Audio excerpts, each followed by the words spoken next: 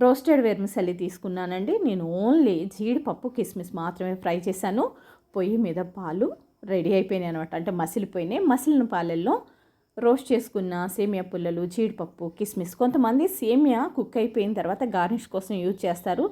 కానీ నాకు పాలల్లో ఉడికిన జీడిపప్పు అంటే చాలా ఇష్టం అనమాట. ఫైనల్గా సేమియాలు కుక్ అయిపోయిన తర్వాత స్టవ్ ఆఫ్ చేసిన తర్వాత మాత్రమే షుగర్ వేస్తానండి. ఏ మాత్రం రిస్క్ తీసుకోను. మన ఇంట్లో పెళ్ళిళ్ళైనా శుభకార్యాలు, ఏ శుభకార్యమైనా స్వీట్ ఉండాల్సింది కదా. సేమియా చేసుకోకపోతే ఏదో వెలితి ఫీలింగ్ అనిపిస్తుంది నాకైతే. మీకు కూడా అంతేనా?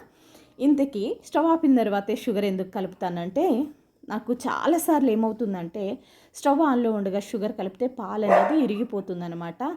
సేమియా టేస్ట్ మారిపోతుంది అనేసి చక్కగా స్టవ్ ఆఫ్ చేసిన తర్వాత మాత్రమే షుగర్ కలుపుతానమాట. మా వారికి ఇలా చిక్కటి సేమియా అంటే ఇష్టం అండి. అస్సలు పాలు కనిపించొద్దు. నాకైతే పల్చడిది ఇష్టమే, చిక్కడిది ఇష్టం.